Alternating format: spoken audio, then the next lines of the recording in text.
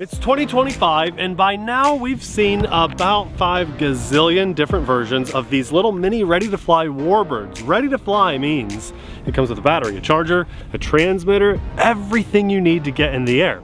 And don't worry, if it's 2030 when you're watching this video, or 2050 even, the Eachine P-51 warbird is like 10 years old now at this point, and it holds up really well. In fact, it's the one that created the domino effect to get to this plane that we see here. What I love about this plane is that it comes in right around the $100 price point, depending on how many batteries you decide to go with. These are nice universal little Molex 1S batteries, high efficiency and super cheap. This plane is ideal for beginners because it's actually a pretty large wingspan. This is 450 millimeters, which is a good size for a ready-to-fly airplane. No assembly required at all. Also, check this out. Bright yellow and red. Can you see any plane better in the air than these colors? The answer is no. This is great for beginners, for orientation, to easily see it on an overcast day like today, or even a bright, beautiful day outside. It comes with optional landing gear. It's all there, guys. Flight stabilization, it's there. Now, all these things on paper sound great, but they mean nothing if it doesn't fly well. And in today's video, we're gonna maiden it and see if it does fly good for beginners and pros. So let's go.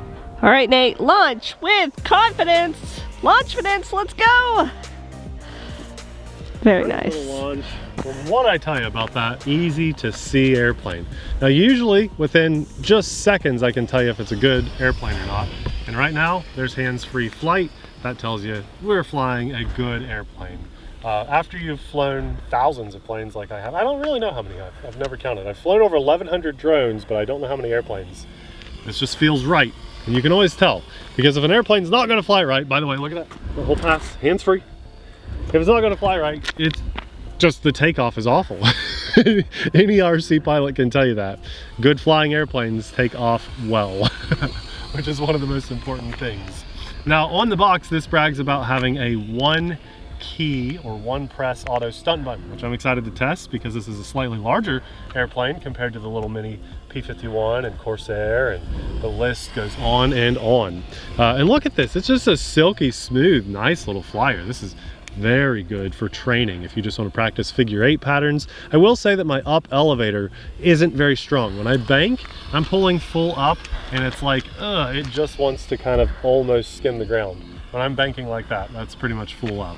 So full up elevator when you go into your banks, at least in these rates that it comes in. It also has a one key U-turn. I want to test that and see if it works. I'm guessing we just tap the stunt button. Kind of weird. I've never had one say that on the box or anything. So let's throttle up and just press it. Nope, that's it wants to do a stunt with that. I don't know that that's actually going to work. Sometimes the language barrier gets in the way. We're going to press and hold, and there we go. There's our one key stunt button. Did you see that? Is that a U-turn? And, oh, a loop. And we pressed a loop. I could accidentally 2 stunts back to back. So let's do it again, Abby. We're going to do a roll. Oh yeah, nice. And probably, okay, good. We recovered without having to do the loop. We'll pull off the loop this way. So press and hold the stunt button and then pick a direction. Okay, it wanted to do another roll, and there's our loop.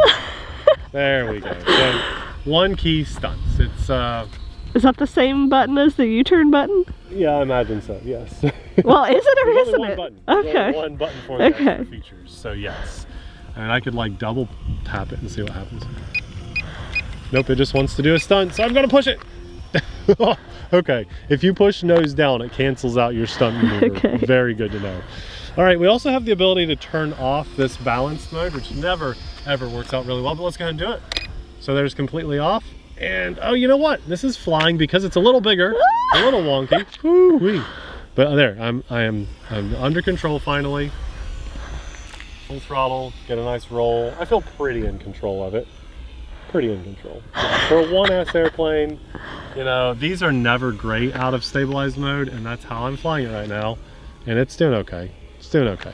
But the most enjoyable flight you're going to have on these is stabilized mode on, which is the switch. I'll show you when we land, fully facing you, and then you can just kind of cruise around. And when you're ready to do a stunt, you can either take it out of stabilized mode or press that stunt button.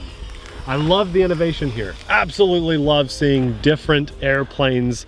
And I say that every time we do one of these mini Warbird videos, because we see so many Trojans, we see so many P-51s. That's great to have those and an occasional Spitfire. But I like the variety. Now I'd love to see them do some seaplanes or some water planes. Wouldn't that be cool to have float planes by this lineup? Also, I'd like to see something with 2 or 4 motors. Let's have a B-17 bomber. And I know more motors, more electronics means higher price point, but what do you guys think? Wouldn't you pay upwards of close to $200 for a nice B-17 bomber with 4 motors, 4 functional? I don't want 2 real and 2 fake, and I want control surfaces like these have. I don't want just all motors on for elevation control. You know, I like having the actual moving control surface. All right, so let's bring it in for a landing, Abby. I feel like my battery's getting low because of the cold weather flying here. So we're gonna land it in the grass back to our back left like usual. We'll just throttle off because they tend to come down pretty quickly. And, oh, perfect. So if you guys don't know this, we are all passing things, bugs around. Started with me, started with Abby and kind of went to me, and one of the kids picked it up. Now Abby's fighting it, so we're sitting down to relax. Poor Abby can't even keep her breath, just fighting the cold wind out here, and she's all bundled up. So thank you, Abby, for getting out in the nasty weather so we can bring people some awesome RC videos. Welcome. Awesome airplane, really, truly. And landing gear, just click on. I just tend to, this is very rough asphalt. Those are tiny wheels, so I like the way they look without those landing gear on. They click into place, and then usually the tail, oh, okay, this one would have a nose wheel, so it's gonna pop in place right there. All real control surfaces. We have aileron control surfaces, the elevator, and even rudder control. I've flown, Abby, back in the day, 4 or 5 years ago, we had a Motion RC airplane that didn't even have rudder control. And there are E-flight planes without. And that started the problem with us. Yeah, pretty funny. Hey. Anyways, let's not get on that soapbox. Well, if we do, we'll get more comments because they flood our channel. They said something factual but mean about us. And then there they come. It's not mean when it's true. Well, negative, I guess, not mean, you're right. So I love the shark face on the front of this. It's kind of unexpected on this airplane. If I were just seeing this plane in real life, I would not expect to see that on there. But man, it's like the best of all the worlds, right? It's a cool Warbird-esque, but also kind of a civilian airplane on the inside. I love the scale details and the clear canopy. I mean, that's one of the biggest canopies I've seen on one of these airplanes. But then we have... Sorry, I did not film that. Hold on, let me see. There. See, doesn't that look good? Yeah. The bright colors are amazing. We have optional landing gear. I mean, it even has the safety popping on and off spinner. So when you crash, that's designed to just pop off instead of breaking things, and then it pops on. But even if you maybe would lose that by hitting a tree or something, it comes with extras. So there are extras in the box. They thought of everything, and it's about $100. Going into 2025, if you want something that is easy to fly, easy to see, very, very budget friendly, this is a very good place to start, believe it or not. A lot of guys nowadays starting their RC flying adventures in their hobby will start with something like this.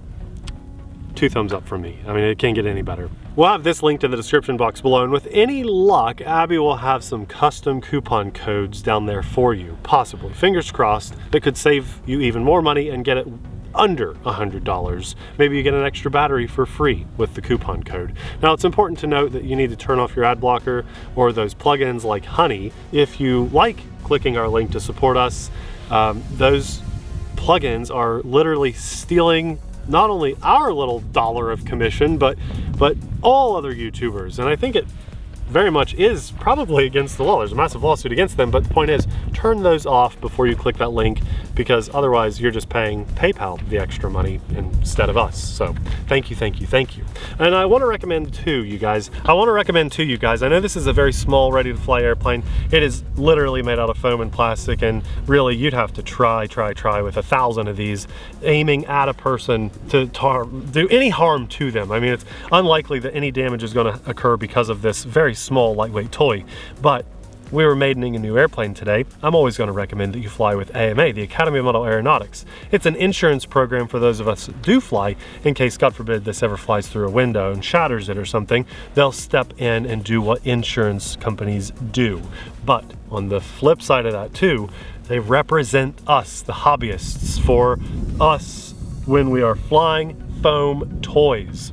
Because for some reason, the FAA deems it necessary to take your hard-earned money, your tax dollars, and convert that into a method of policing you to fly foam toys, when in reality, God forbid, full-scale accidents do happen. We're seeing it on the news.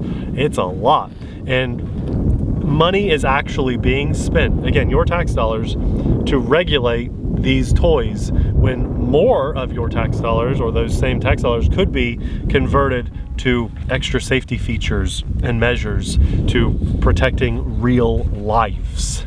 It's insane. AMA does go to bat for us to represent the hobbyist, and I'm a huge fan of them for that. So sign up for AMA, also linked in the description box below. I want to say massive thanks to God for blessing us with the time and opportunity to jump in front of the camera and share this flight, this experience, this airplane, this day, this time with you guys. I hope you're having an awesome day. I just want you to know that God loves you, we love you, we care about you, and we hope you are enjoying your time in the hobby. Last but not least, I want to say a big thanks to our Patreon supporters, because we couldn't do what we do as often as we do it without your insanely awesome support. You guys support us absolutely directly, where almost every single penny that you donate to our channel goes back into our family and our channel, and for that we say thank you. The world says thank you for your support, because without you we would not be able to bring the content as often or at high quality, at the level of quality that we do. So thank you, thank you, thank you. If you love small, ready to fly airplanes, we'll have a hand-picked video popping up right about now just for you. Thanks for watching. We'll see you there. Bye.